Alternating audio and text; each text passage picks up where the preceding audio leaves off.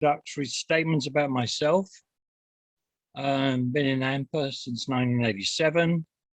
I was gainfully employed doing research, particularly in management research.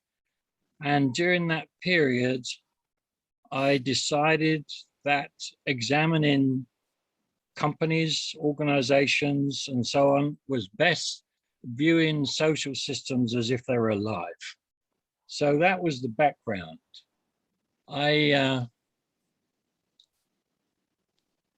want to say a few words. Michael, could you go into slideshow? Then we have bigger picture. It's a little bit small. Yeah, thank you. Okay. Yeah, that's better.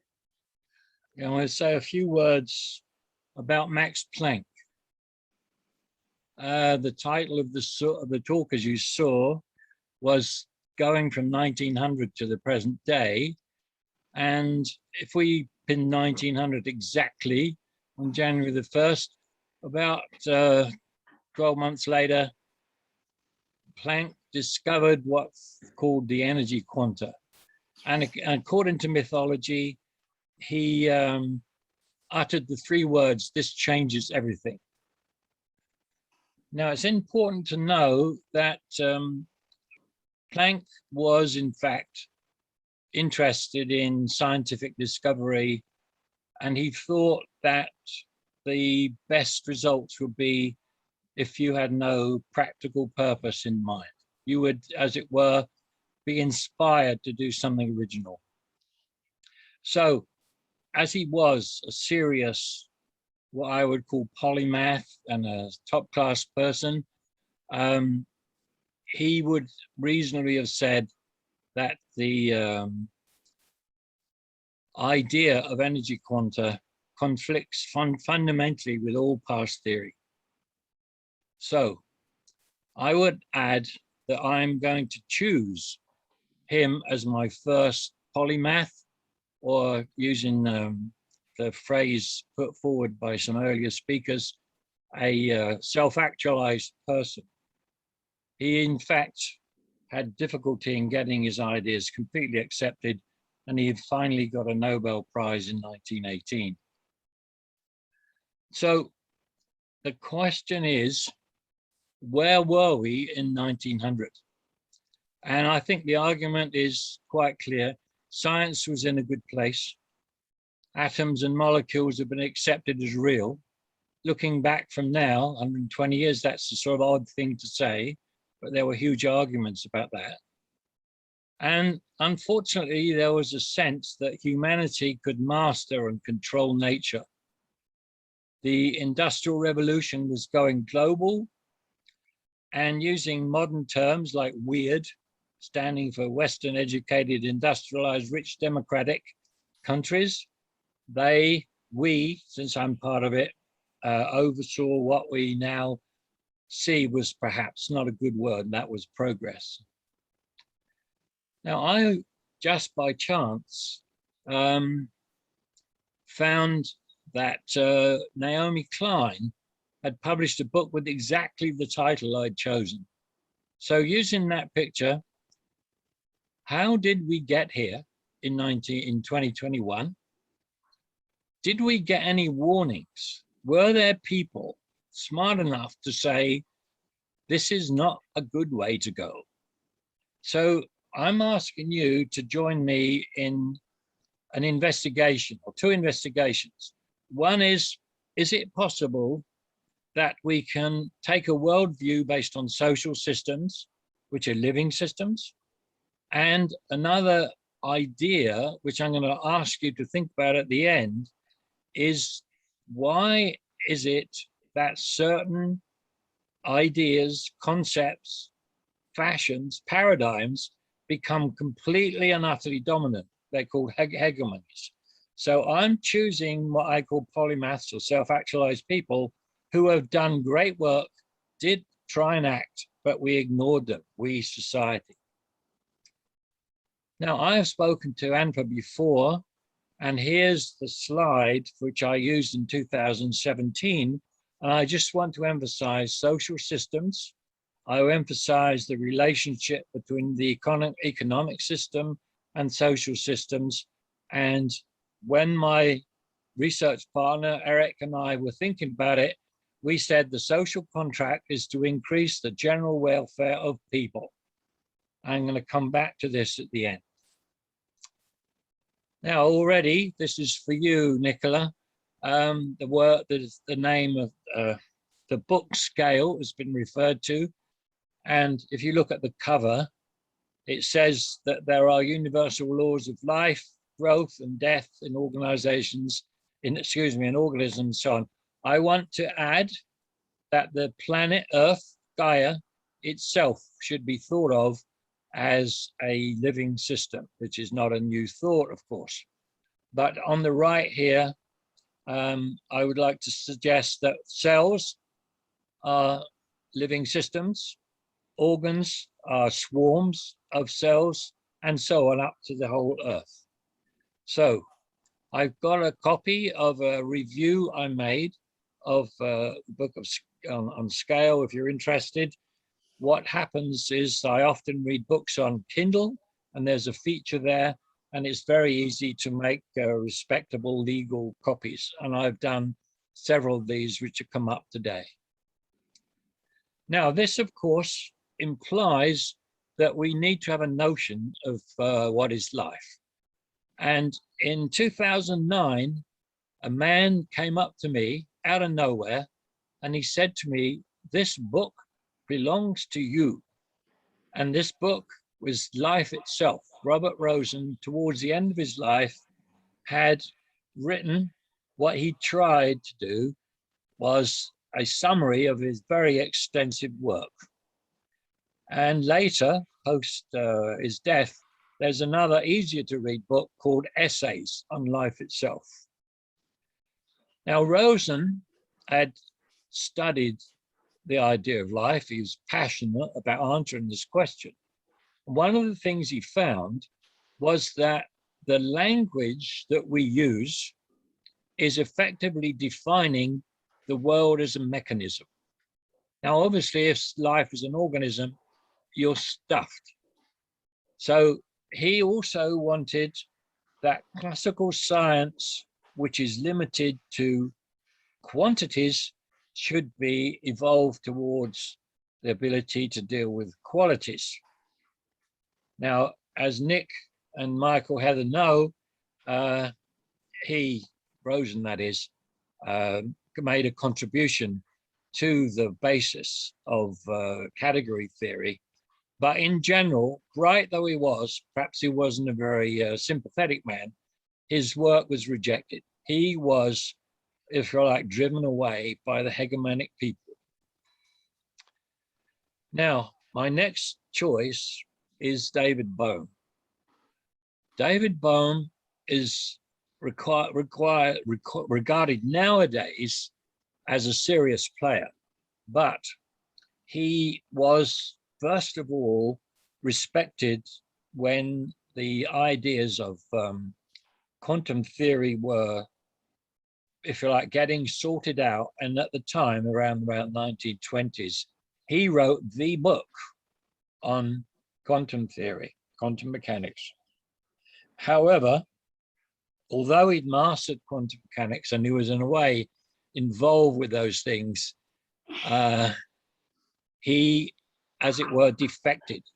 He wrote a beautiful book called Wholeness and the Implicate Order, which has also been mentioned already this week.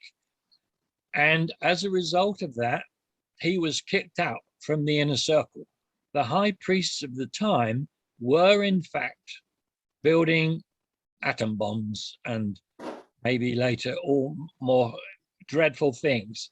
And they knew that if his new views were, shall we say, made public, because his reputation was so high, that they politically removed him. So first of all, the message here is that Bowen believed in wholeness, and he believed that the reason that we do not, or did not at that time, have wholeness, we have a fragmented view of reality, is because it was buried in the language. Now, he not only located what you might call the error of our ways, he tried hard to do research into how to escape this. And a lot of the book, Wholeness and Imbricate Order, is around a concept called Rio mode. Now, a person who shared the work of Bowen was a man called Owen Barfield. If you're familiar with English things, in Oxford in particular, there's great respect for a group called the Inklings, includes Tolkien and so on.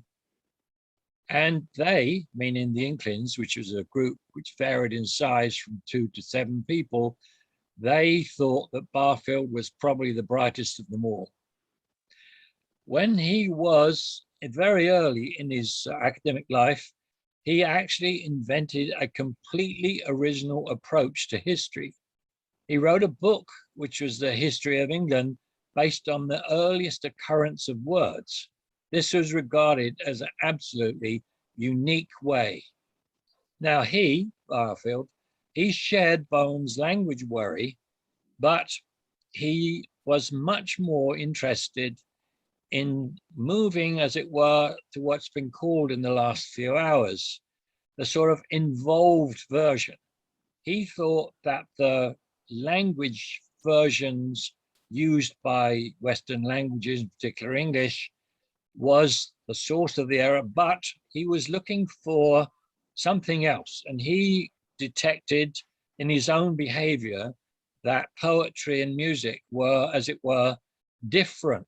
They weren't a language in the same sense as the spoken language. He became a student of Steiner. He died at the age of 99, and people think that he just decided he didn't want the birthday of his 100th period. Now, I have a lot more text on Barfield and Bowen, but since the last few hours have been heavy on mathematics, I'm going to try and move through my slides more quickly so we have plenty of time for discussion. Now, on the idea of life and social systems, there was a beautiful book, a little tiny book called Autopoiesis and Cognition. It's actually 2 books in one cover, and it's a study of living systems. And Sir Stafford Beer, who is a respected person in Liverpool University, which is in a sense our home at the moment, he said that this was a complete and utter paradigm shift breakthrough thing. It was a holistic approach. It brought together, not in a sort of plugging things together like a jigsaw, but looking at the whole thing, ideas, they call it the unity idea, which has come up with both John and with Nick. The key idea from the point of view of social systems is called autopoiesis. And in my search for finding people looking seriously at social systems, and partly as a lead from Andrew and Lou at the Spencer Brown conference, I looked at Nicholas Luhmann. And Nicholas Luhmann was completely and utterly addicted to the idea of theory, is known as a sociologist, and he imported the idea of autopoiesis straight away into his thinking. Autopoiesis, by the way, is the idea that a living system at any level, cell to maybe the whole planet, has got a sort of combined purpose of repairing itself and reproducing.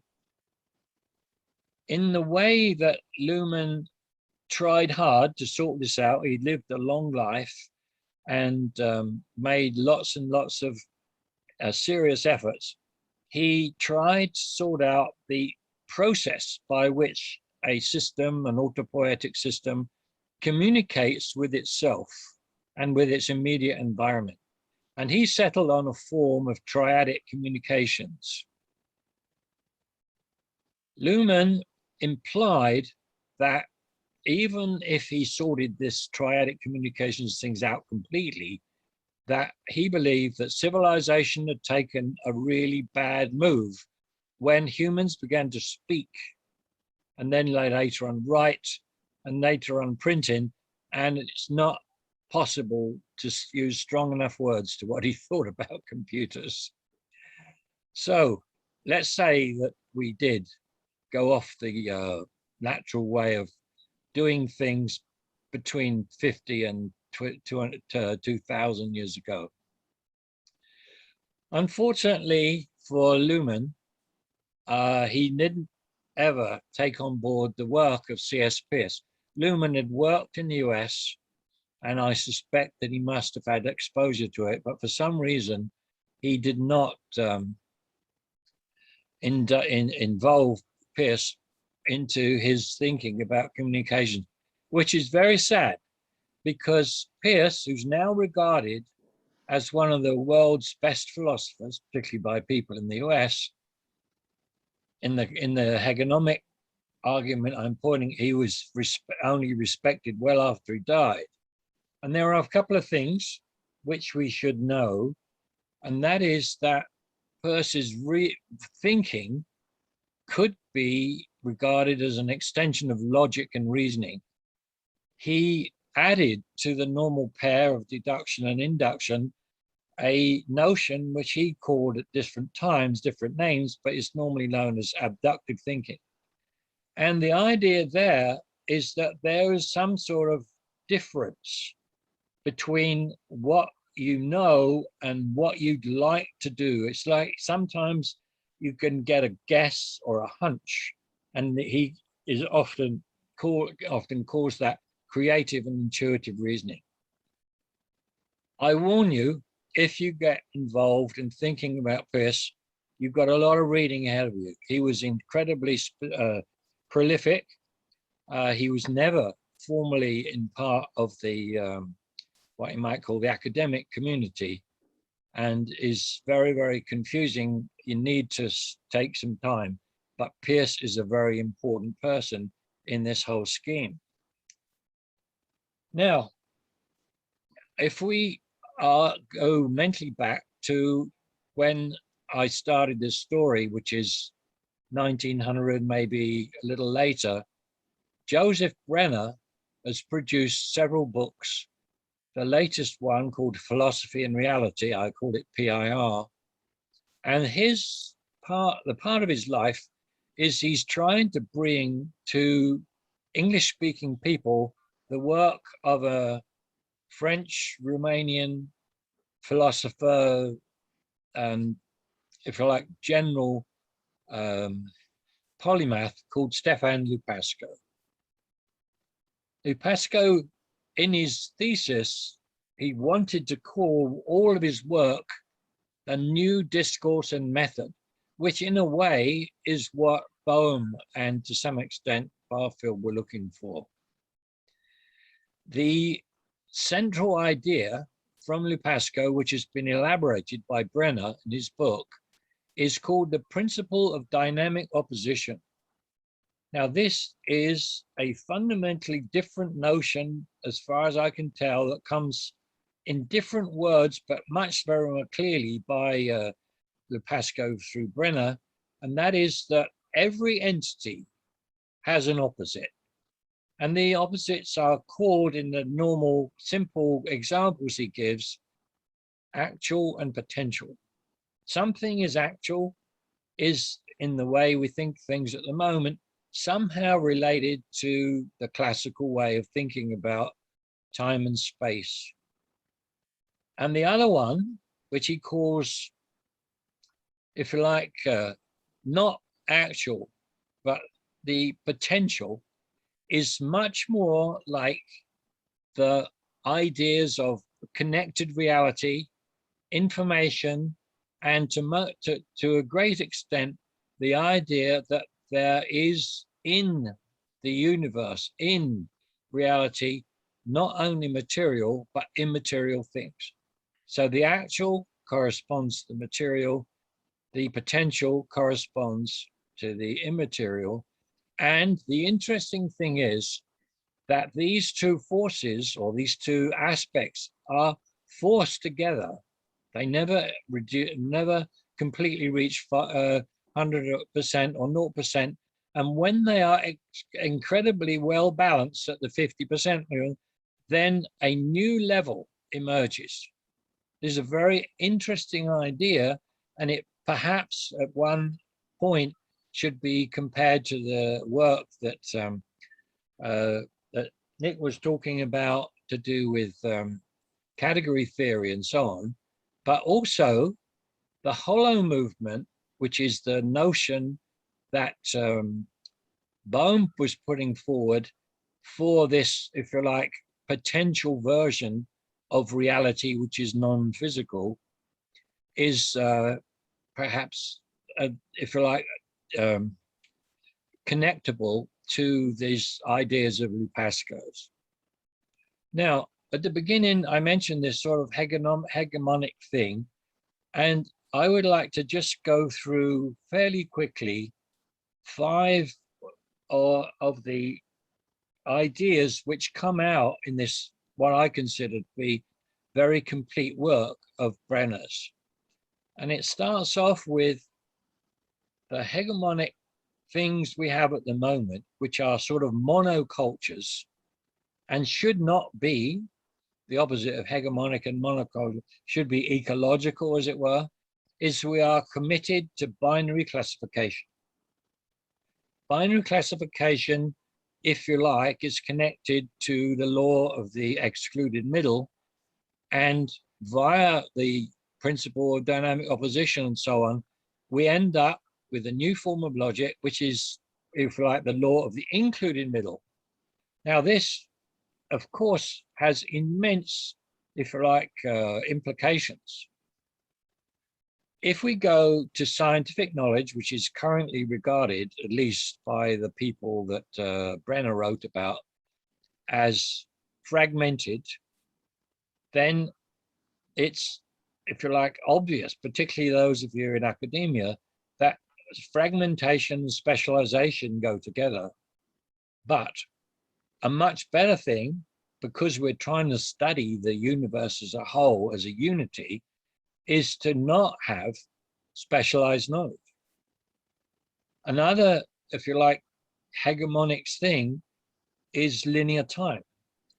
In the work that I referred to earlier, that I've done with my past friend and researcher, we use S-curves in investigating living systems, but the dominant part of S-curves is the linear part. And it seems to us that the hegemonic thing is to only consider the linear situation, and we then would move out to look at the beginnings and ends, the chaos, the beginnings and so on, and ends. So space-time is different in the Lupasco-Brenner system. The global scale is another one, which is hegemonic. I think it's now obvious, particularly to the ecologists, that flying people around the world, moving things from one continent to another over the last several hundred years, has done bad things to the ecology. And on the capitalistic production side, there's same sort of comments apply. I'm going to say a few more words on capitalism later. So I promised in the title that we'd speak about biosemiotics. I would argue that biosemiotics has covered many, many parts of natural science. It's philosophical, it involves biology, semiotics, and it is a different way, a different theoretical framework and understanding living systems differently from just organized molecules. And there are concepts in biosemiotics, as you can imagine, to do with cells. So this dual nature has been suggested. Let me make it clear what I mean by dual nature. completely immaterial, as Nicola was saying earlier. There was a time when we believed in God and the material thing was a sort of derivative. And over time, I'm talking about thousands of years now, this oscillation have gone from it's all immaterial to it's all material. And it looks like, if we're right with the biological hegemonic thing to be changed, we should have a situation where we can have both. Now, ending, as it were, the outbursts on biosemiotics, in the 1800s, an incredible man called Vernadsky, he had investigated the chemical structure of the entire planet, and he came to bring the term biosphere the first time. And his claim, which is now supported, is that the biosphere links all living systems on Earth, and the living systems coexist with inert systems, which is how molecules move and living soil and so on is created. Vernadsky was aware of ideas which now have become captured by the biosemiotics people as the semiosphere is part of the biosphere. So the claim of the modern view of the biosphere is there's not just material chemical stuff, but there are signs. The organization in some way is related to science. And going further, an idea which we can pick up from Bohm is that thoughts have agency, as they say.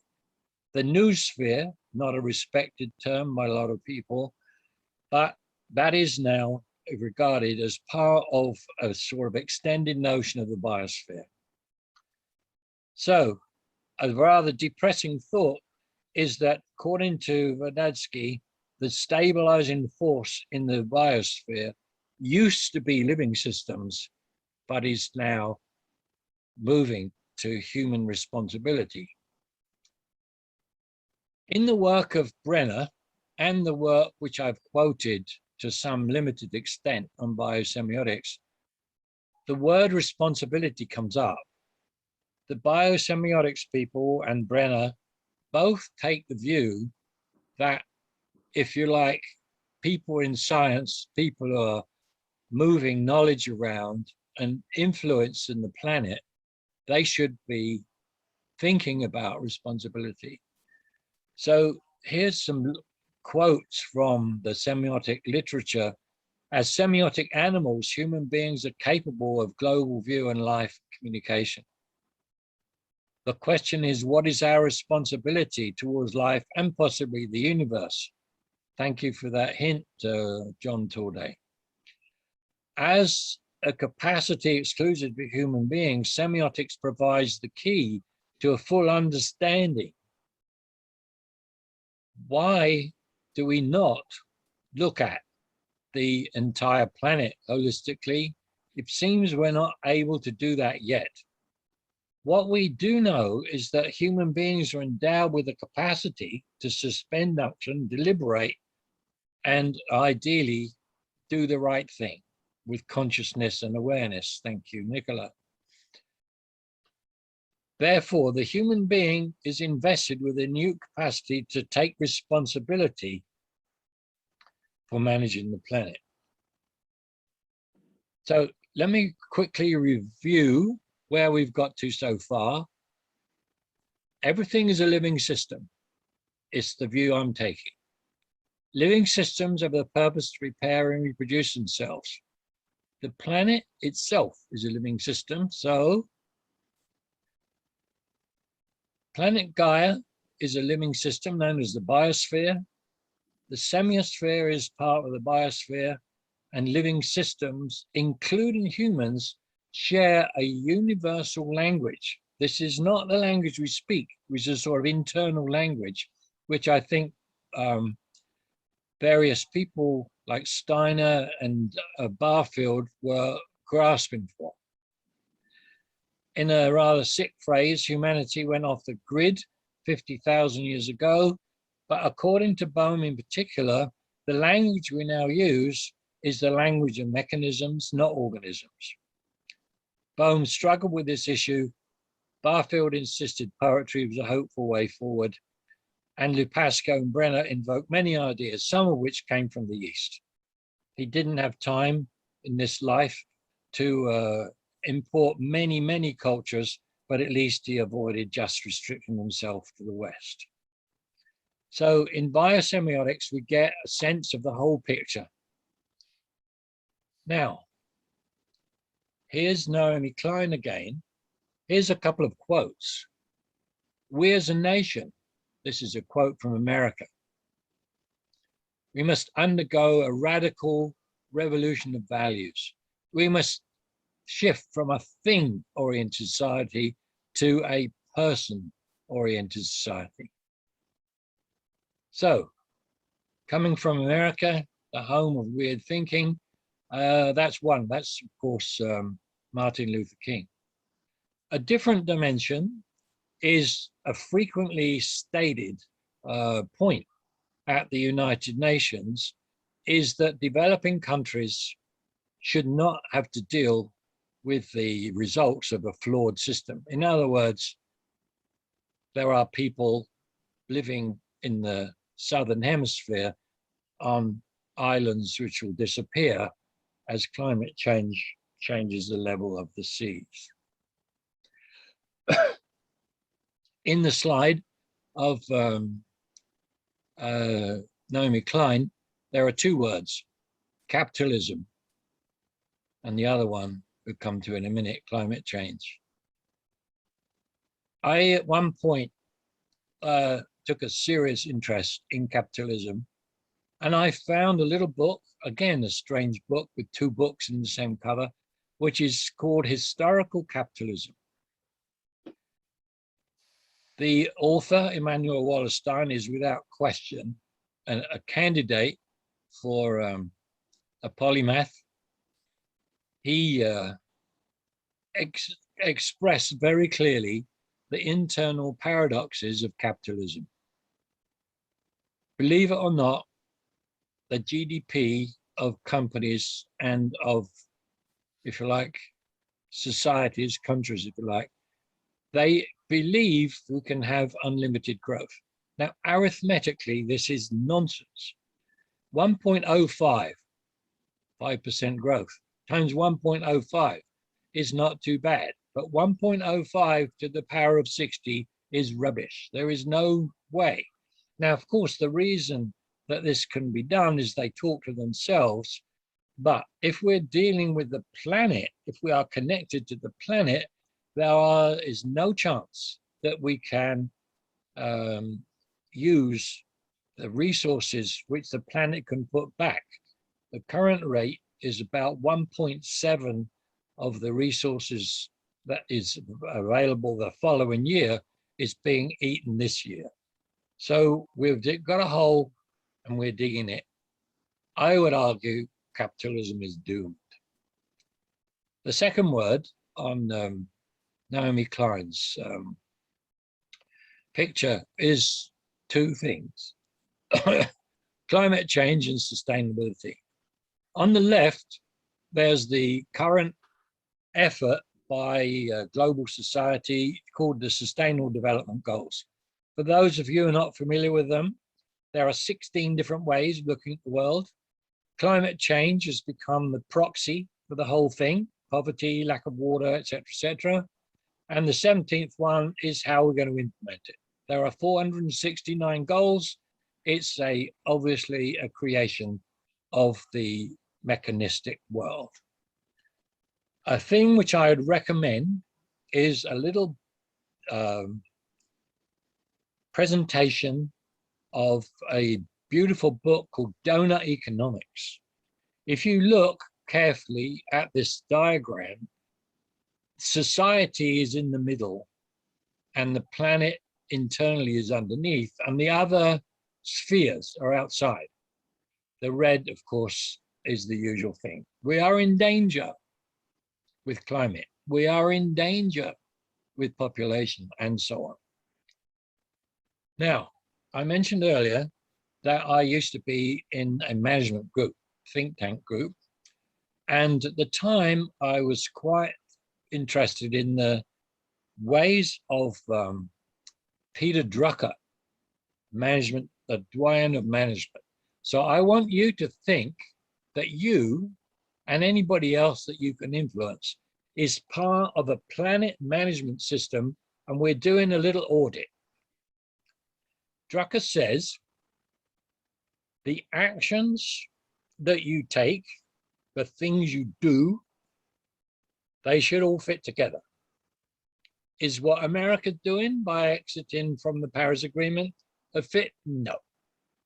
Environment fit. Did we consider the environment when we set up capitalistic stuff? No. The stakeholders, are they informed? Are the 8 billion people on board with whatever those SDGs are for? Obviously not. And is the plan adaptable? No. They are 15-year or 30-year plans. So the classical situation is we have got a plan, it's fragmented. We have ignored the planet itself, the very thing which gave birth to us, and we've organized things to benefit the ones who wrote the plans. This sounds like a familiar story. Now, if we are, shall we say, perfect people, and we can move and throw a magic wand somewhere, clearly a plan should be holistic. It should include all aspects of the biosphere with us as part of it. It should use probably nature's language until we figure out if the rail mode is going to work. And the plan is obviously going to be an evolution thing, as it were, adjust as you go. Now, at the beginning, I asked you to think about 2 investigations. Here's a report of the investigations. Does using a different worldview help? Well, the real world is complex. The world of simple mechanisms is a surrogate world created by classical science. Semiotics represents or recommends a living system worldview. And here we have the map is not the territory, a phrase often used, but let's be clear. We are interested in the territory. We're interested in having a healthy living system, whether we view it in a classical way, whether we view it through biosemiotics or the biosphere is irrelevant. The second question was, why did anybody warn us?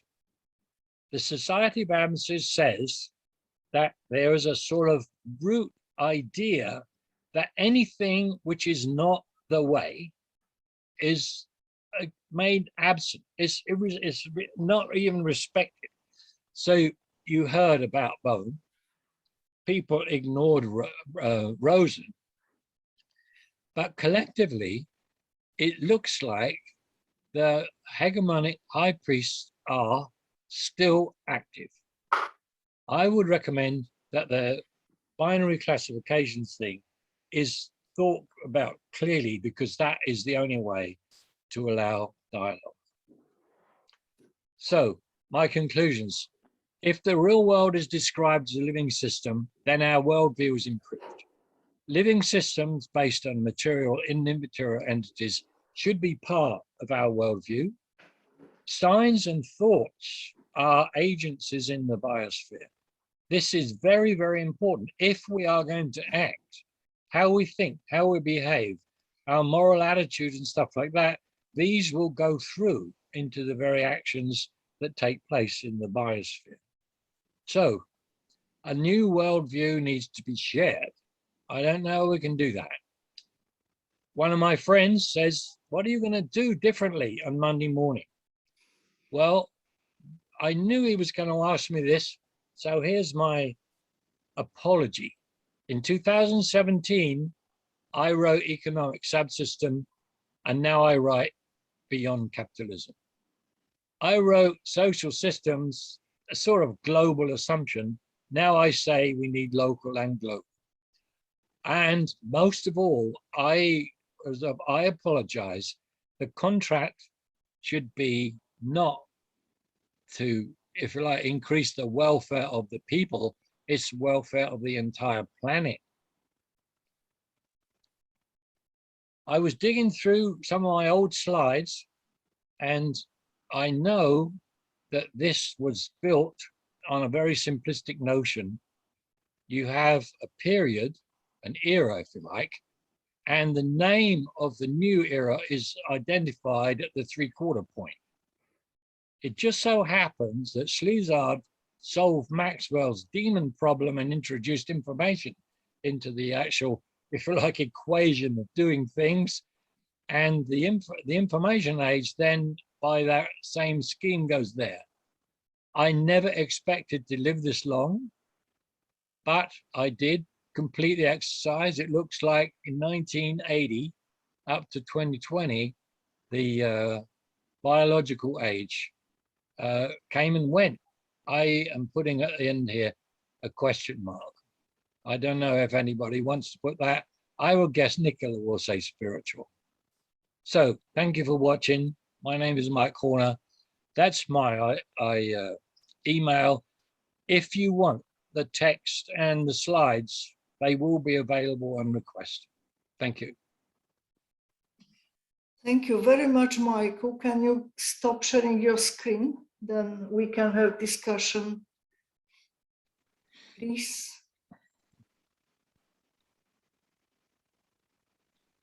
I'm not sure how to do this, so I just close it, right? Let me see whether I can close that. Stop. Yeah, okay. Yeah, we are back in. We are back in the, I go for gallery view. So, I don't know, I'm, yes, okay, Anton. But let me just say that I'm quite overwhelmed by your lecture in a positive sense. So thank you very much for being so lucid and bringing everything together, things which I'm sure most of us think and perhaps even act. Okay, over to Anton. Let me just quickly respond to that. I was very lucky. I worked in the computer industry and they kicked me out and I had early retirement at 55. I'm now 84, 85 makes sure I've had 30 years to think. These are some of my thoughts. Okay, thank you. Anton. Thank you. I'm equally overwhelmed by your lecture. But I've just as a sort of as a point to put out there, not as a defeatist, but even if we trigger an atom bomb tomorrow, isn't the effect this is nature? You know, aren't what we're doing nature as it is? You know, of course, we can improve our future, but in the global thinking or observation from far away, well, that was the nature of things. I think if we add the word responsibility in there, then you're right, but surely at all stages. I mean, we have heard Vanessa well informed about things and you arguing, but surely the idea of responsibility is what she's asking for there. And I know that the people who built the bombs regretted it. I think that somehow the latter stages of the, call it the classical science era, we were so, as it were, committed to this ridiculous idea of growth and raping the planet and then poisoning the planet at the other end, that we should have realized that this was, you know, shit in your own nest is crazy.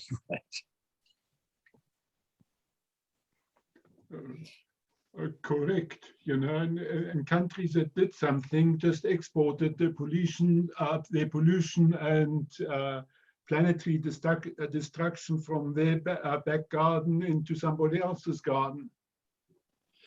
So I tried to, as it were, frame the discussion knowing that this is potentially, if you like, interesting to a lot of people in a lot of dimensions.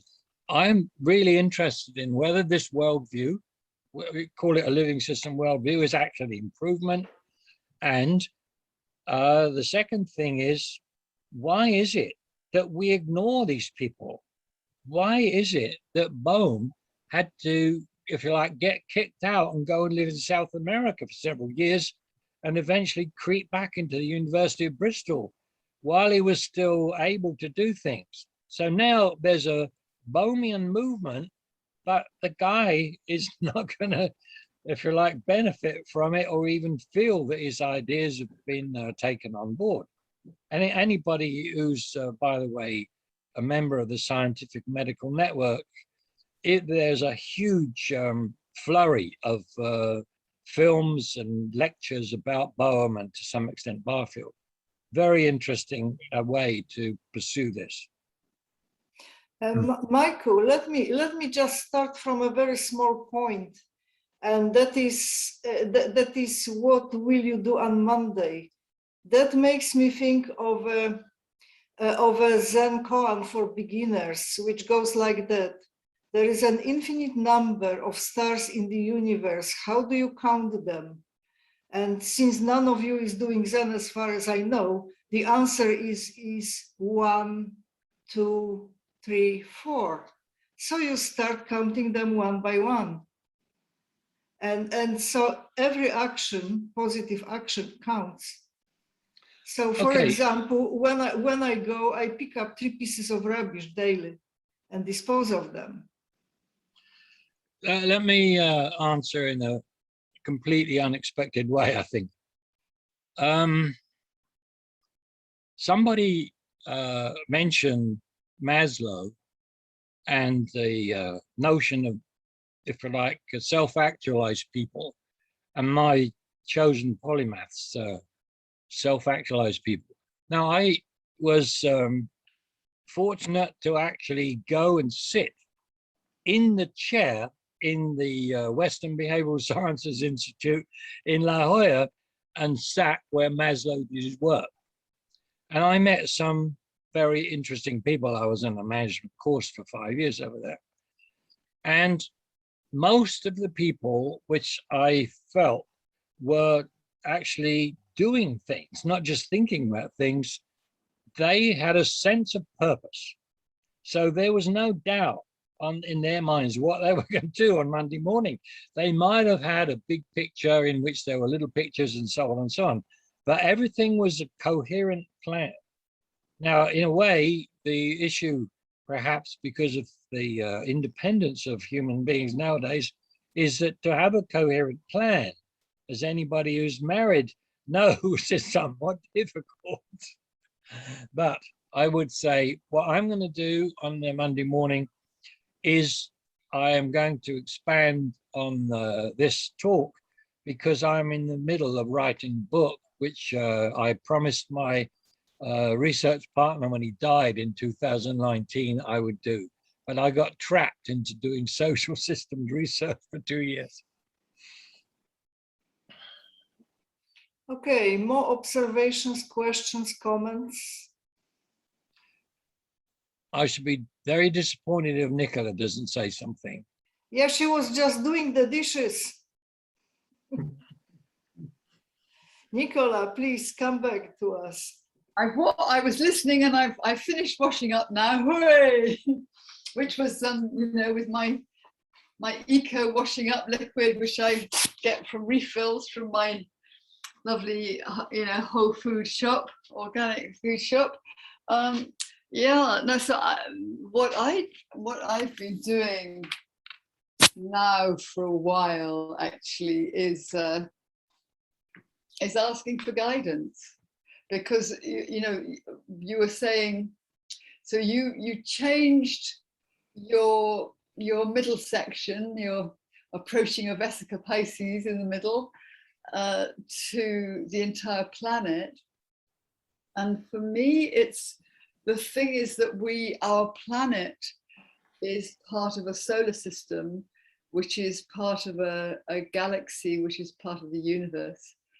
And we are we have a responsibility.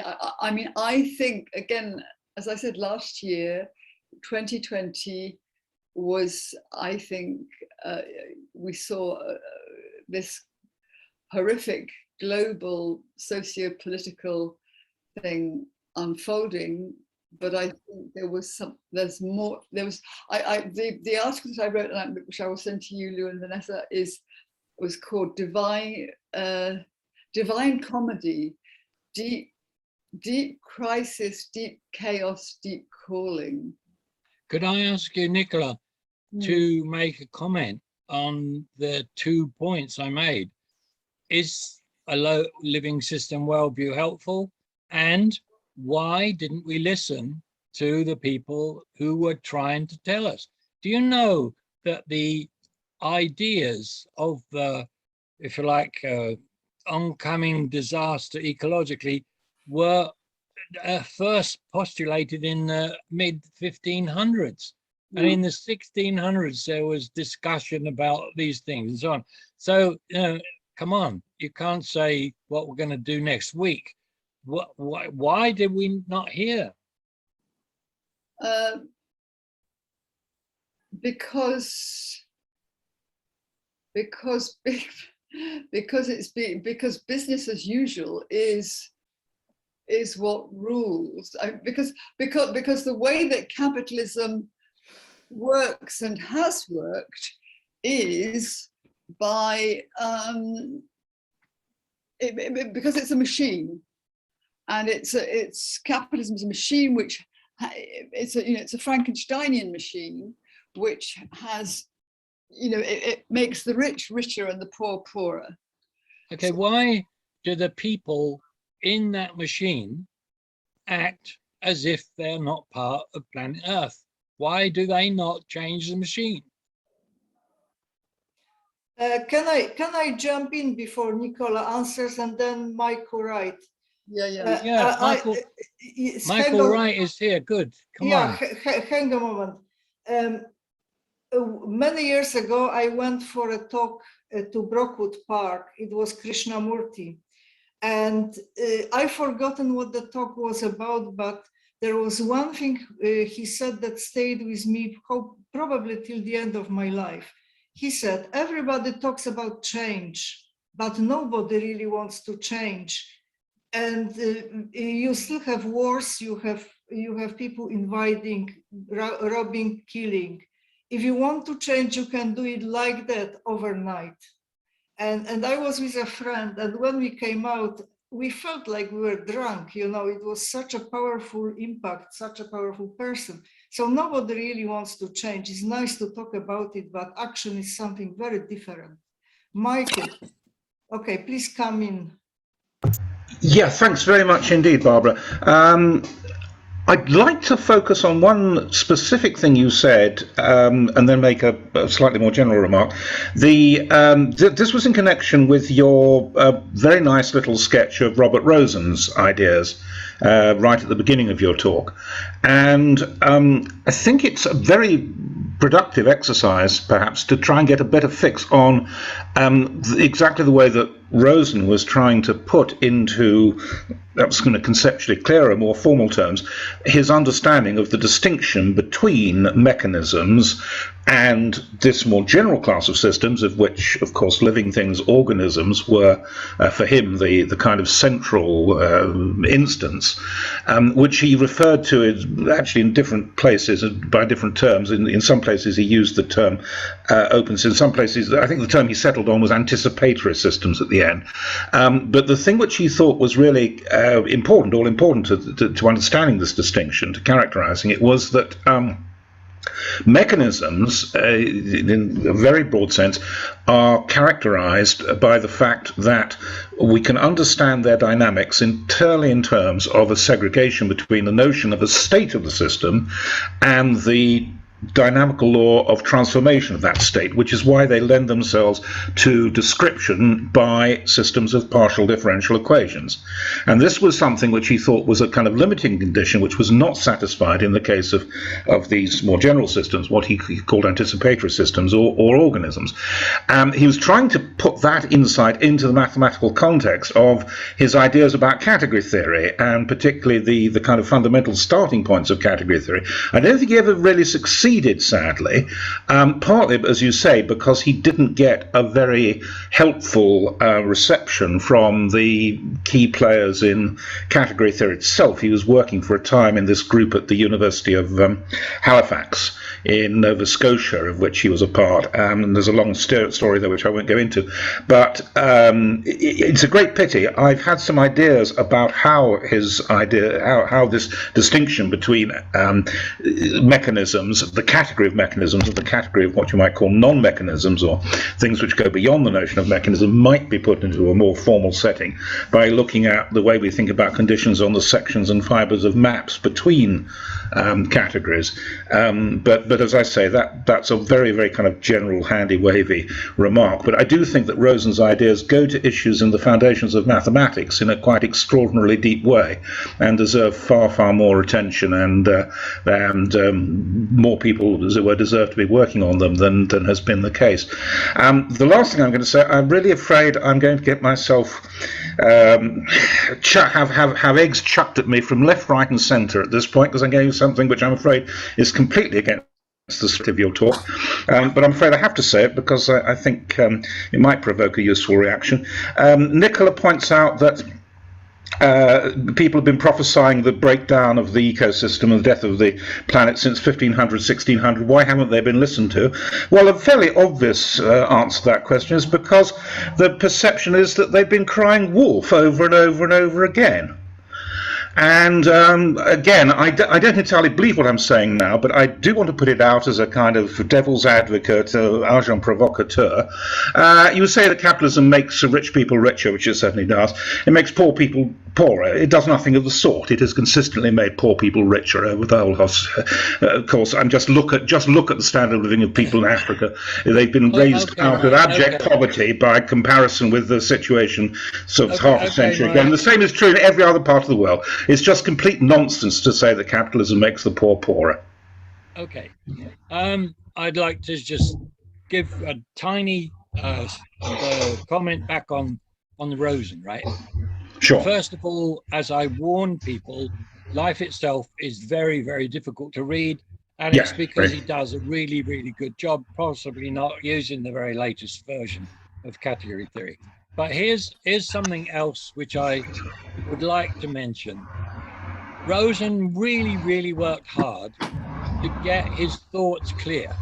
And here's what I consider to be a gem. He said, life is close to efficient causation. Now, what he says there is the following. You must know about all of the four causes. You must know about a system. You must know about a boundary. You must know that this thing which he's talking about is somewhere where it gets its materials, and it must have in itself whatever the purpose is in the final cause. I think if we were to be able to capture all that stuff in just those few words, we'd be a lot better off. He's a beautiful man, and I'm sorry that he died so young. I couldn't agree more. I can just say very quickly, I compassionately agree with what you say. He was an extraordinary man. He died very sadly, very, very prematurely at the age of 60. He's a very severe underlying diabetic condition. I've corresponded intensely in the last 15 years with his daughter, and in fact have some of his unpublished manuscripts. And I'd like to get together with you to talk more about that. And I think his ideas about final causation, rehabilitating the notion of final causation, are amongst some of the most interesting and deepest ideas he had. But I think some of the things he says, particularly in essays on life itself, for instance, he has that brilliant thing about the Church Pythagoras thesis, in which I think he goes to the very heart of the issues about the tension between our notions of the continuous and the discrete, in a way which is deeper than pretty well anybody working in so-called philosophy of mathematics has done any time in the last century. So I completely echo everything you say about Rosen and his work. And by my provocative remark at the end was of course intended just to be putting a cat amongst the pigeons, because I don't think we should encourage, as it were, easygoing agreement amongst ANPA. We should always be prepared to sort of, put a few provocative ideas out there. But do you agree that the idea of binary classification is hegemonic, and we should be able to have dialects? Even Hegel should have. That's not well, I'm not sure what you mean by hegemonic. It's been central to our understanding of logic, and there is, of course, an aspect that goes. Hegemonic is when an idea, like Yes. classical science, is so dominant that any other version of science is banned. Is made absent. Anyway, look at sociology of absences. Well, hang on, we're going from one subject to another in an extraordinary sort of, dare I say it, leaping from one subject to the other. You were talking a moment ago about the law of non-contradiction. I mean, yeah, the law of non-contradiction has been pretty basic to logic and to our idea of rational thought for the last 3,000 years. And there are, of course, questions around it. I agree. There's some very, very interesting tensions and questions around it. I don't think it's by any means the end of the story, the whole of the story. But I'm a little bit worried about this tendency to leap from the context, let's say, of foundations of logic and kind of very general formal reasoning on the one hand, to very broad and sweeping conclusions about social organization, the direction of the economy, the benefits or disbenefits of various patterns of either spontaneous or imposed attempts to organize the economy. These are all vastly complex and subtle issues, which I don't think permit a batch of ideas just being transferred from one context to the other in quite such a, dare I say it, in quite such a free and easy way. Thank you for that. Right, I think I've said enough. I do apologise. Lots of other people, I'm sure, want to join in. Well, I could just come back on the rich richer and the poor poorer thing. I think really what I should have said is that the difference has gone on becoming more and more extreme. So yes, there's that chap who made all those pretty balloon pictures. Nicola, you still haven't answered my question. Well, hang on. Let me just get. No. We make a rule. The people making comments can't speak longer than the original presenter.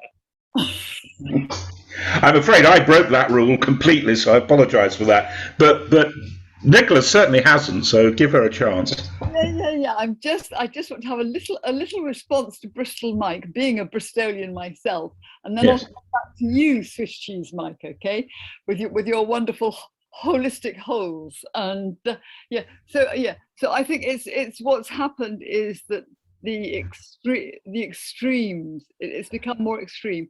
Yes, as I said, that Swedish guy with all those pretty balloons, whatever he was, did all his pictures saying, oh, look, it's actually, the general level of material living has increased generally, etc. But it's still, the 0.01% of the elite compared with the, Yeah, with great respect, Nicola, that's completely irrelevant to what I said. I didn't deny that the rich are getting richer, and I'm not saying particularly that's a good thing. There's no question at all that we've seen a much greater polarization of wealth in the last 30 years than at any time before. But the claim specifically that you made, which is a claim which is made by a lot of people who are basically, root and branch opposed to capitalism as a system, is that the poor are getting poorer, and that is just simply factually nonsense. I admitted that, Mike. I did actually say that. If you listen to what I said that it's true. Come on, why should we listen to what you say? Now, that's enough.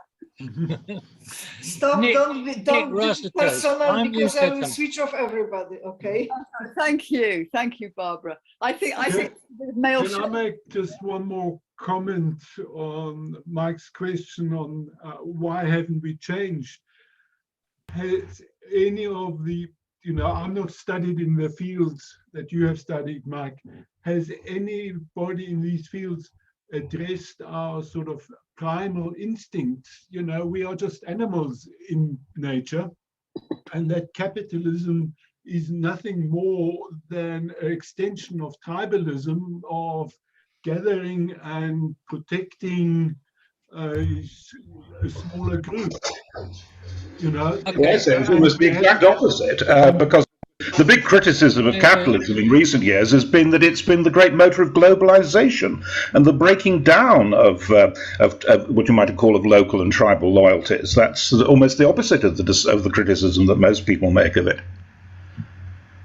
Right, Michael, what are you going to say to that? No. No, not Michael. Michael, Swiss Michael. Okay.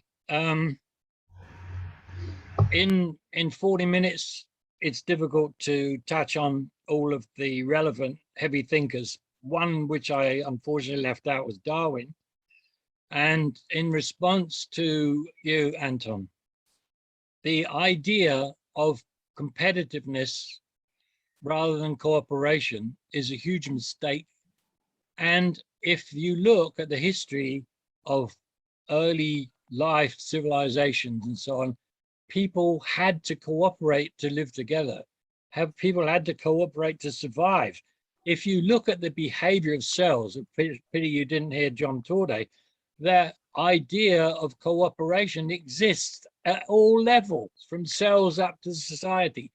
The idea of a idiot man who's completely and utterly selfish and greedy in the middle of the philosophy of capitalism is one of the paradoxes. It's bullshit. Now, the problem, back to management thinking, nobody owns the system.